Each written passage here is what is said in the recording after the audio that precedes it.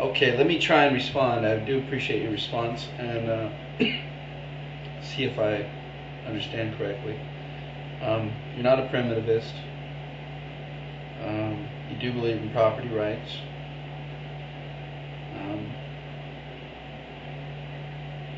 You seem to, well, the reason I criticized or, have a problem with the simplified trading examples is because they're not representative of what's really going to happen. It's not so much that the fundamental element of trade is any different in a more less industrialized society than ours, but clearly, I mean, if I own the GM factory, I mean, a huge factory with thousands and thousands of machines, and all you have is your labor to offer. I mean, this hierarchy, I mean, you say it's non-coercive, but if you come to me as all you have is your labor, and I've got all these machines behind me, and I know there's a million other guys out there like you that all you have is your labor, we're not quite dealing as equals. Maybe I don't have to force you to work, but maybe it's either work for me or starve. Isn't that a type of coercion? And what I was getting at with the advanced industrial society, I don't really understand, and maybe you could explain this further.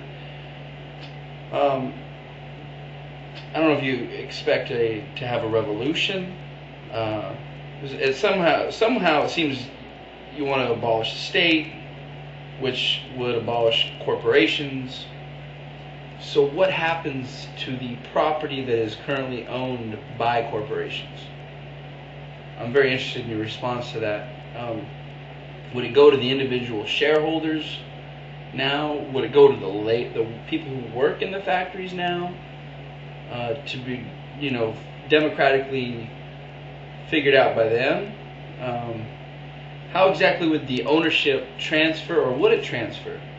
Would Bill Gates continue to own 30% of Microsoft, or whatever Microsoft owned, even though the corp? I'm just, you have to explain a little more on that, because, like I said, if someone owns a giant corporation, or a giant factory, and that's really what we're going to be dealing with. I mean, you got a little shop where you're building little widgets or something. Yeah, factory building cars or steel beams for skyscrapers, things like that. I mean, those are the things that are going to be, of real interest. So, what would happen to those? Who would own them? How would ownership be established? And, well, I think I understand how the ownership would be protected. And perhaps you could explain to me why you think these defense organizations are not states, or don't. To me, they're states. They would have a monopoly over the legitimate use of force and violence over an area, namely your property. If you hired them to protect your factory, they would have a monopoly of force on the grounds of that factory. To me, that's a state. And as we know, as capitalists generally form combinations, cartels. What would there be to avoid the capitalist tendency towards monopoly? I'm not sure how much time I have either, but well, this is an interesting exchange. Thank you.